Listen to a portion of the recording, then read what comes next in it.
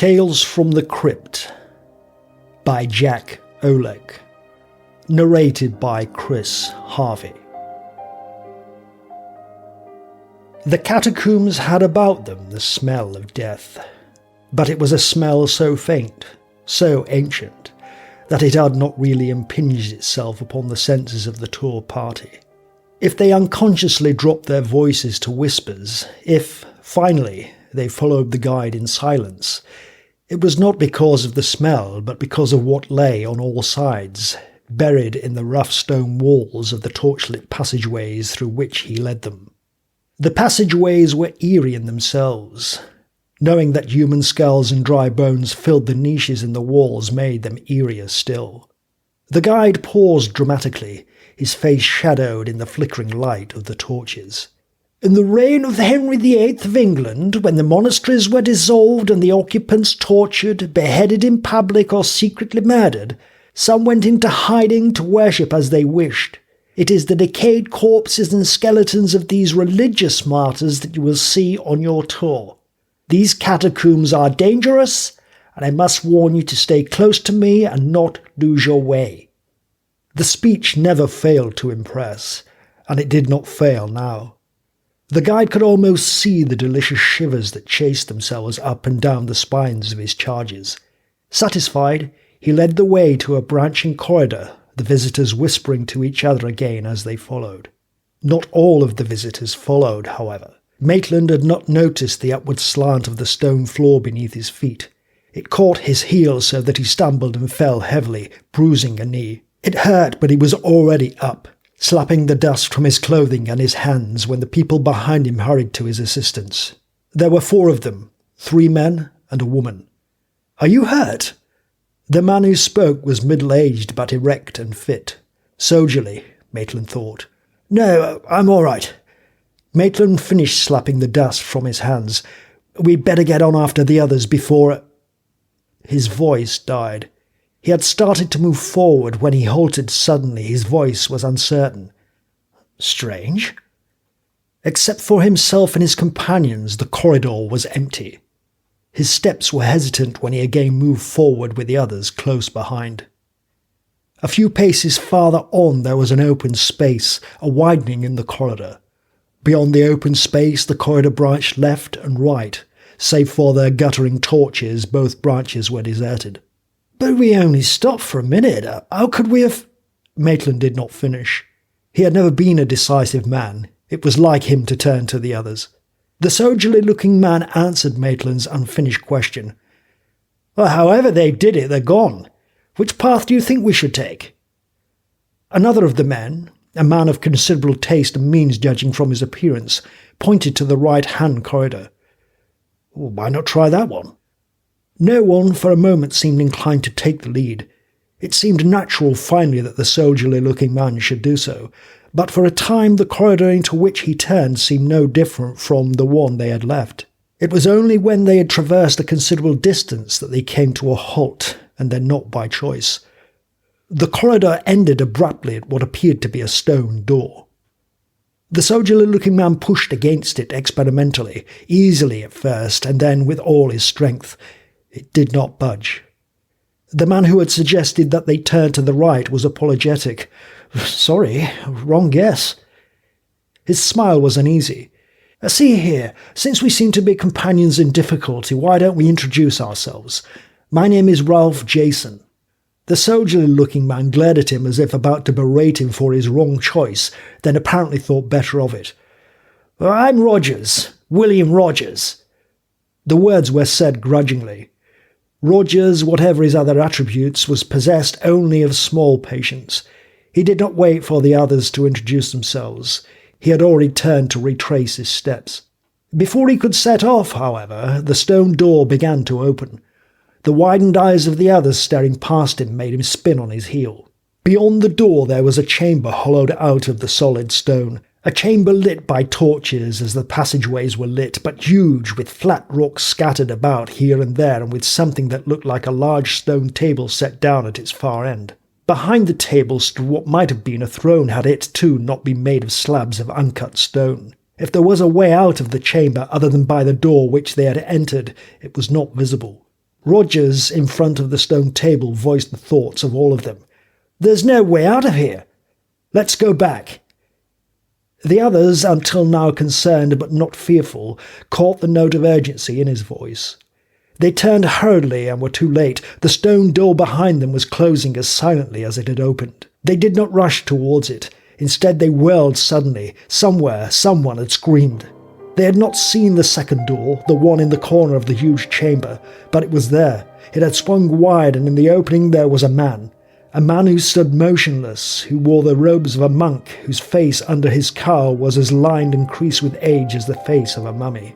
Even as they stared, there was another scream. It came, they could tell now, from beyond the open door.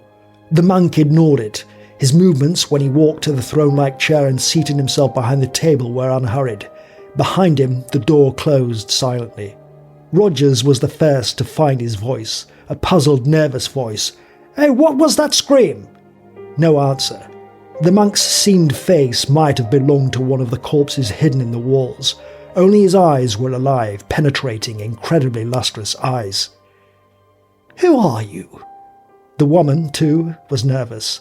Her voice trembled. The monk's eyes glowed brighter, but he still did not speak. "Where did you come from?" The trembling of the woman's voice had become a quaver. The glowing eyes surveyed them each in turn. "All in good time?" Maitland, even more frightened and uncertain than the others, took a step forward. "How do we get out of here?" "All in good time." The hollow, emotionless voice put ice into Maitland's veins, but he was able to fight down his fear. "Look, I'm in a hurry." "It can wait." Rogers had stiffened angrily. As fearful as the others, there yet seemed to be something within him that made him step in front of Maitland as if to take command. "Now, you see here, I only stopped here because I had half an hour to kill and I saw the sign." "Is that why?" The glowing eyes widened, expanded, until it seemed to Rogers that he was drowning in them. "Sit down." There was a force of some kind emanating from his eyes. "All of you?" There was no denying the force. It reached out to strike them almost like a physical blow, impelling them. Slowly, reluctantly, they found seats on the flat rocks, and slowly the monk turned until he was staring directly at the woman. "Why did you come in here?" The woman's forehead wrinkled with concentration. Why? It was difficult to think, even to recall her own name. Clayton. That was it. Joanne Clayton. I don't know. I was driving past and something made me. "And what are your plans when you leave here?" "Plans?" The woman's eyes had locked onto the monk's. "Plans." The woman's eyes glazed, went blank, as if she were seeing something beyond the monk's eyes. Her head tilted at an angle, as though she were listening.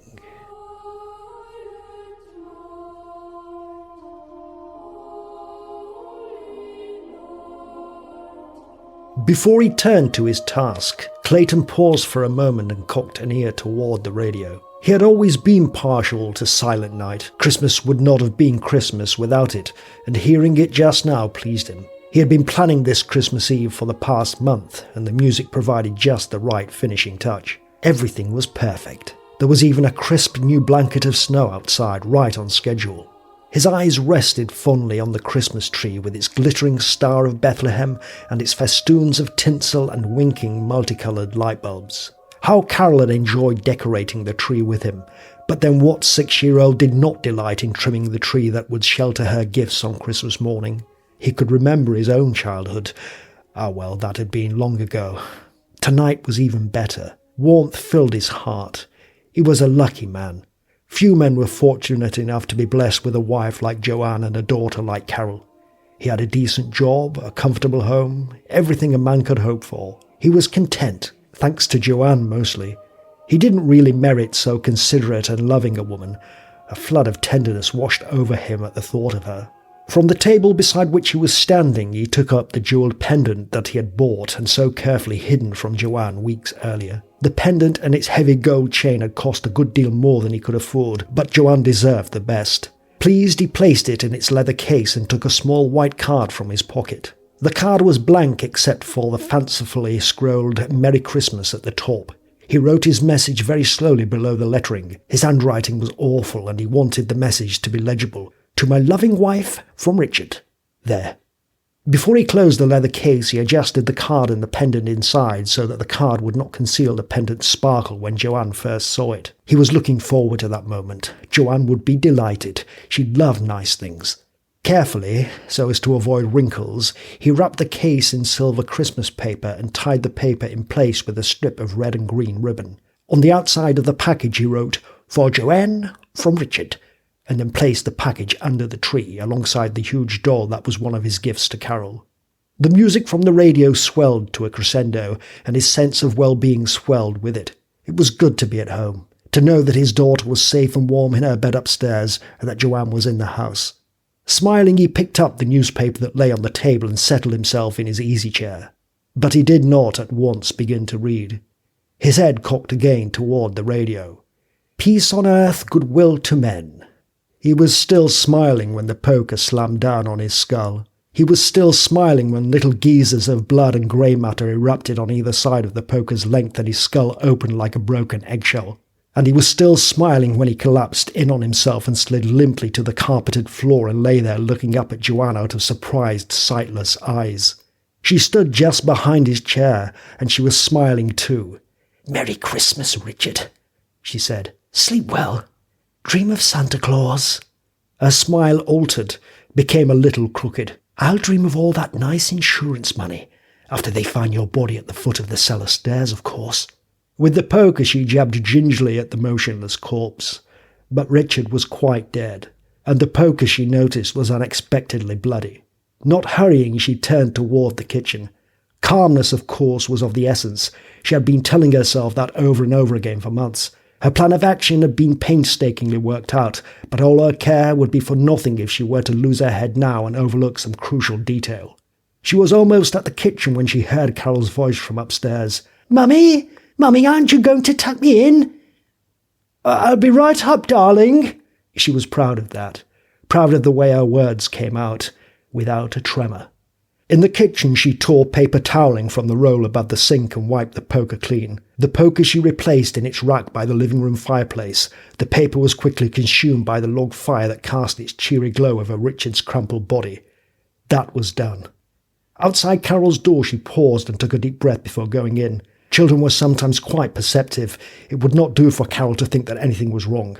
She need not have been concerned, however. Carol was sitting up in bed, all pink and white and rosy with sleep, rubbing her eyes. Joanne gathered her into her arms. "What is it, dear? Having trouble finding the Sandman?"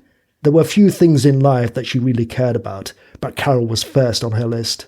A child deserved more than a seedy little house in the suburbs, more than a father who was content to be a mediocrity. For that matter, so did she herself. The chances she had to marry other men. Carol's slight arms went around her, and the rosy face was pillowed against her bosom. "Did Santa Claus come yet?"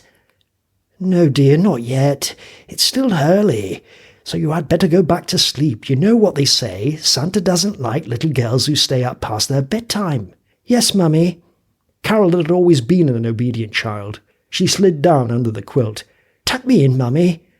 "Of course." Gently Joanne arranged the covers, but the drowsy eyes did not close.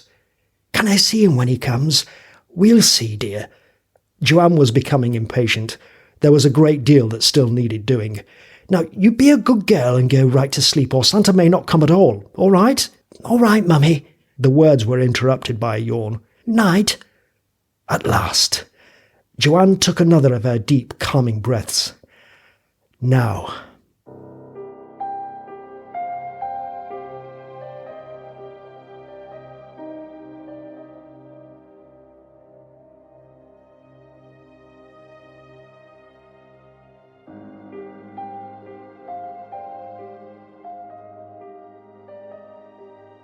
In the living room again, she took a cigarette from a box, struck a match to it, and then stood looking down at Richard. Deliberately, she moved her eyes away and let them play over the room. When her gaze settled on the Christmas tree, she noticed the new package at once. It had not been there earlier. She picked it up idly, glanced at the writing scrawled on it. "For Joanne, from Richard." Her voice became ironic. Fool. The package made a small thunking sound when she tossed it back under the tree. It was then that she became aware of the stain that was spreading like a halo beneath Richard's broken skull. She had once read somewhere that a man does not bleed after he is dead. She had, in fact, counted on it, but she had been misled. Damn! The newspaper was still clutched in Richard's hand. When she had pried it from his fingers, she lifted his head and placed the newspaper underneath to soak up the blood. At least, she noted grimly, the bleeding had stopped. The rest of what she had to do would be even more unpleasant, but it had to be done. Stooping, she grasped the corpse by the armpits and began to drag it toward the hallway and the cellar door. Only half her mind heard the radio. The music had given way to the local news, and the announcer was mouthing something about some minor politician. The words did not register. Her effort was too agonizing, too concentrated. Richard had been big, heavy. "And a man described as a homicidal maniac has escaped from the Middleton Hospital for the criminally insane." Middleton? Middleton? Why, that was almost next door, not 10 miles from Burley. The corpse's arms flopped crazily when she dropped it. "He is described as being 6 feet 3 inches tall, 210 pounds, dark eyes, long black hair, and he may be wearing a Santa costume stolen from a shop in Burley." Burley? He was here, then? Joanne shuddered. "All residents of the county are warned to be on the lookout for this man." Here? And she was alone in the house, with Carol to think of. She forced herself to think logically. Even if the man was really in Burley, the chances of his appearing at any particular house in the town were slim. Still, there was no harm in being careful. She smiled. She had time. Richard would not go away. Moving without haste, she went to the front door and turned the key in the lock. The radio announcer's voice followed her. "We continue our Christmas Eve program with a reading by James Mason of the famous Christian poem by Clement Moore, A Visit from St. Nicholas." Another voice, richer, deeper, filled the living room. "'Twas the night before Christmas, when all through the house." She listened for a moment. She had always admired James Mason. Now there was a man a woman could look up to. But there would be plenty of time to think about such things. Later, after all this was over. Who could say? She might even marry again. Carol would need a father. A father to replace the one who lay so still on the living room floor. Richard's eyes, still open, stared up at her. When she bent to place her hands under his arms again, those eyes were looking directly into hers. Her lips shook a little as she reached down and closed the lids over them with a finger, but she managed it. Moving him, however, was another matter. She was panting, gasping for breath before she had managed to drag him halfway across the living room. For all her effort, she could move him only an inch at a time, and for once she cursed herself for being a woman. Despite her resolve to be calm, she was near to tears by the time she reached the hallway, and froze. Someone was rapping at the front door, and if that someone was to enter the house now... The colour drained from her face. Thank God that she had had reason to lock the door.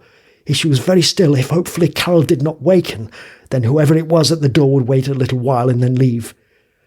Please, oh please let whoever it is go away.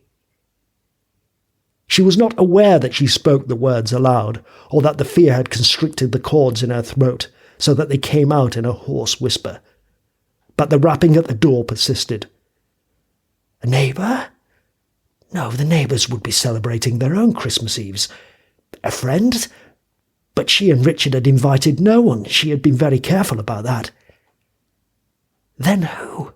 Slowly, walking with careful delicacy to avoid making a sound, she crossed the room to a curtain-covered window. The window faced the street, and through it, if one craned one's neck, one could see the 3 white steps that led up to the tiny landing and the front door of the house. At first she did not really comprehend what she saw. There was a man at the door, a big man wearing boots and a Santa Claus costume, a man in a false beard better than 6 feet tall, with dark eyes and long black hair that straggled out from under a frowsy white wig and a tasselled Santa Claus cap. A man whose face under the overhead entrance light was shadowed, but not so deeply that she could not see the spittle drooling from one corner of his thick-lipped mouth. A man whose big hands opened and closed spasmodically. Even as she watched, the man seized the doorknob and rattled it violently. Its failure to open the door seemed to infuriate him. His spittled lips gaped so that the foam ran down and lost itself in the false beard. It was the foam, like the foam that flecks the jaws of a mad dog, that finally penetrated her consciousness. Oh no! She shrank away from the window. He mustn't see her. There was no telling what he might do if he caught a glimpse of her. Calm. Be calm. It was almost a prayer. But calm? In the face of that? The man was a maniac, a homicidal psychopath, and Carol was asleep upstairs, asleep and helpless. The panic rose in her throat like vomit. It was pure instinct that drove her to the front hall, that set her shoulder against the door, that offered her own body as a prop lest the maniac outside smash his way through. "Go away! Dear God, go away!" The words burst from her despite her effort to bite them back. Now he knew that there was someone inside, but there was no reply from beyond the door. Only a silence, and then a renewed rattling of the knob, so violent that the key in the lock was jarred loose to fall soundlessly on the carpeted floor at her feet. Why she picked it up she could not have said. It was a kind of small release, an action, something, anything to relieve the tension that had in a few moments built in her until it was like a coiled spring needing only a trigger to snap it open and tear her own sanity to shreds. The police! Clutching the key, she ran back the way she had come. There was a telephone in the living room. If only there was time. The madman was pounding on the door now. The dull thuds echoed through the house like the muted booming of distant cannon. Dial! She had to dial, quickly! The key tinkled on the table as she dropped it by the telephone. Her fingers were stiff. They would not function properly. When she extended a finger, it found the wrong opening in the dial. No! This was madness. She could not call the police. Her eyes, roaming the room frantically, had come to rest on the open double doors that led into the hallway. Just beyond them Richard lay as she had left him, his arms akimbo, one leg sprawled out away from his body, the other bent under him with the dark congealing mass of blood and shattered brain that was the top of his head pointing directly at her. Somehow she fought down the terror that threatened to overwhelm her. She would have to hide the body, then she could call the police. She needed time. Time. There was the strength of hysteria in her when she returned to the corpse. She lifted it almost easily and then dropped it again. Outside, beyond the living room window, there was a noise, a crunching. The sound was sharp, clear, so clear that it was a moment before she realized that it did indeed come from beyond the window and that the slamming at the front door, the rattling of the knob had ceased. Agonizingly, dreading what she would see, she turned her head until she was looking directly at the window. And it was like looking at a framed painting. The window sash made the frame. The painting was a dark face under a crazy jumble of white and black hair topped by a tasseled red cap. The painting was black eyes that gleamed with madness, that had points of fire buried deep within them. The painting was a slobbering, thick-lipped mouth that dripped froth. Then the face was gone. In its place was the sound of crunching footsteps in the fresh snow outside, footsteps that moved along the wall toward the back of the house. The kitchen door! Sobbing, she ran. The kitchen door was closed, but its chain hung loose, its latch was open. It was not an hour since she had gone out that way to drop an armload of trash into one of the refuse cans that stood in the backyard. Incredibly, she reached the door first, and breathed the silent prayer of thankfulness that this key too was in its lock. The door had no deadbolt. She could not have locked it without the key.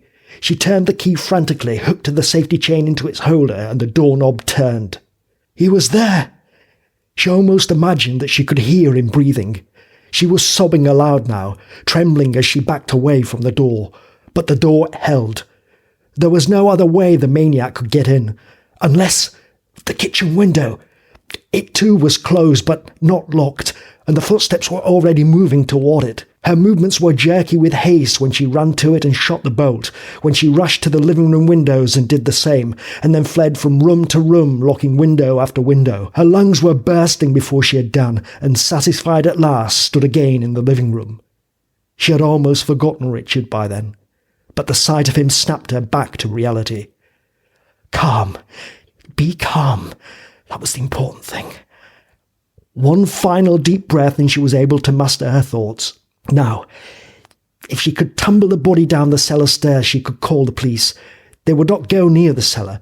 Their interest would be in the maniac. She had to do it. She had to. For Carol's sake. She held out a hand, stared at it. Better. Much better. The hand was hardly trembling at all. Satisfied, she started towards the corpse, but she had misjudged her own self-control.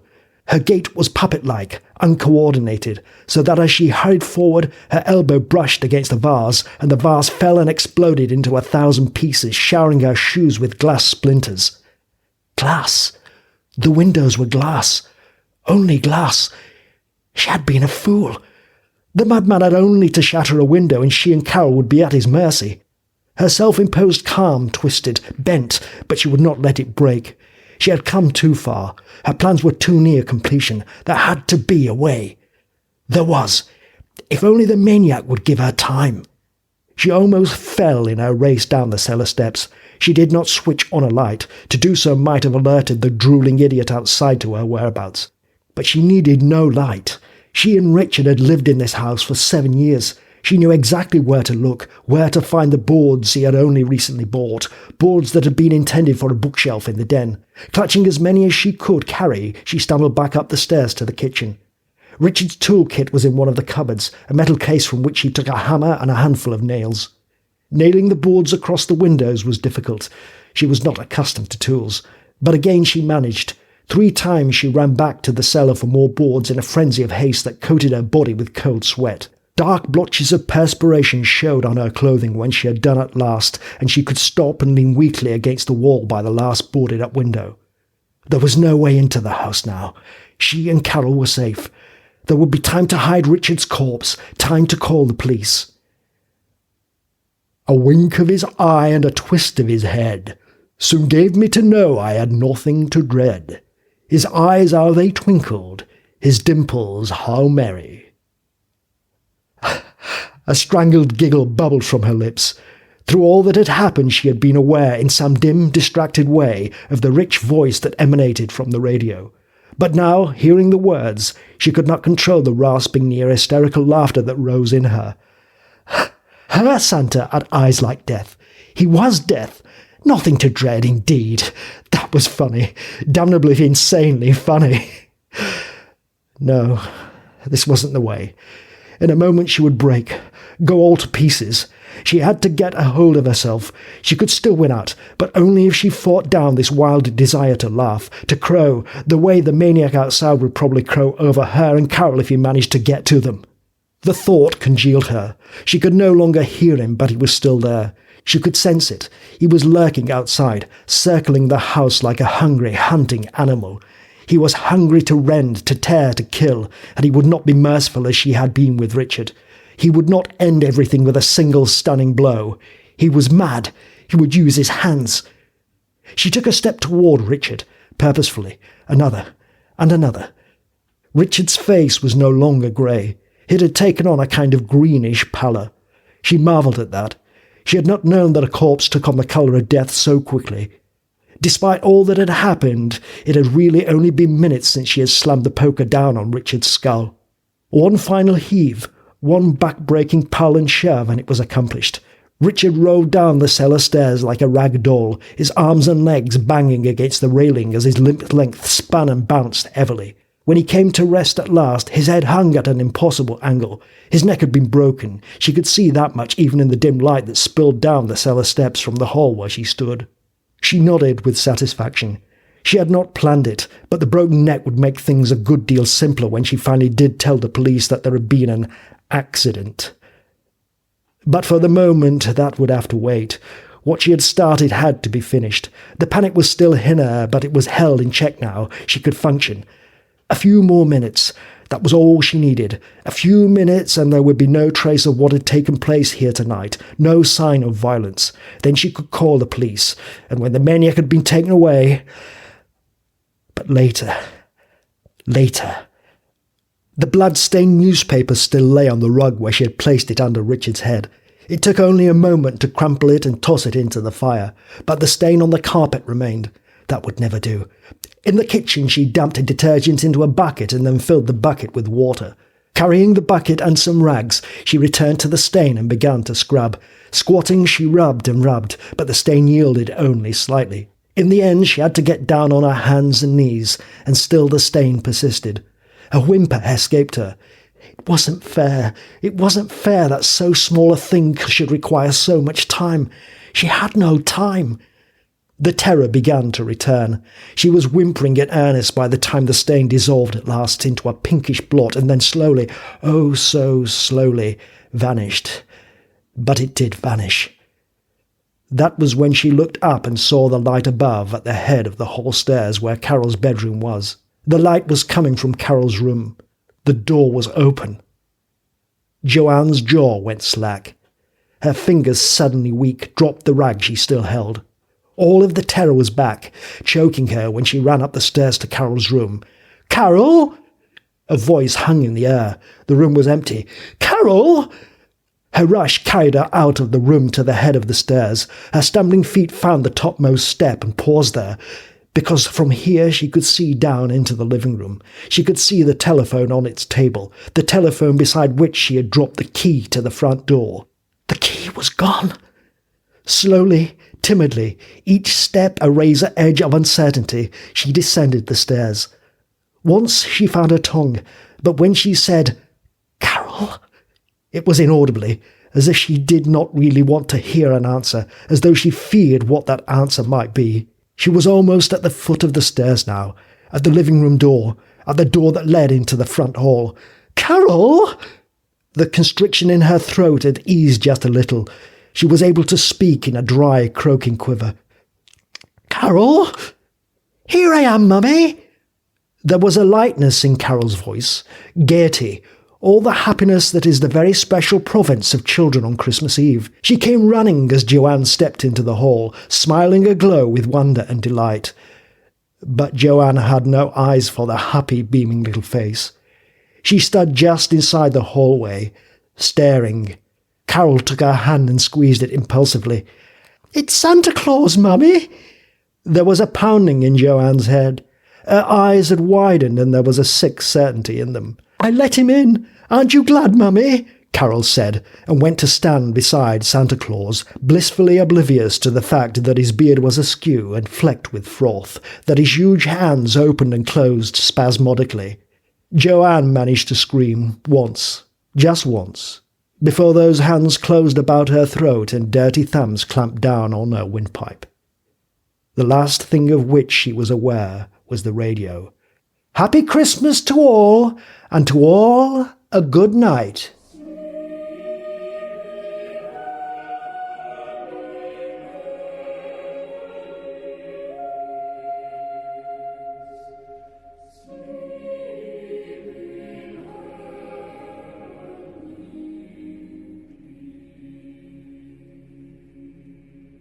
Joanne came out of her trance slowly.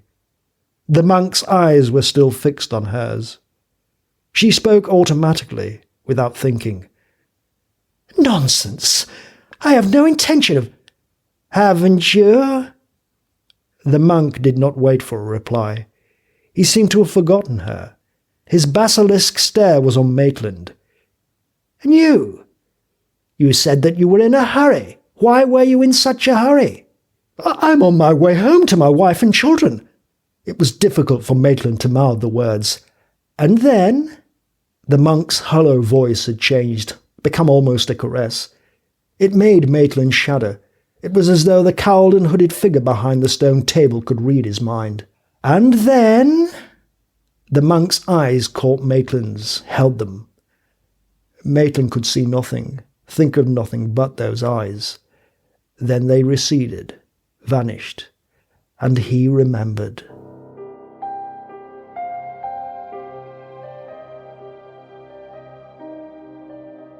Joanne Clayton's fateful story, and All Through the House, was written by Jack Oleck and narrated and sound edited and mixed by Chris Harvey. Stay tuned. Coming soon, I will be bringing you more Tales from the Crypt with Carl Maitland's fateful story, Reflection of Death.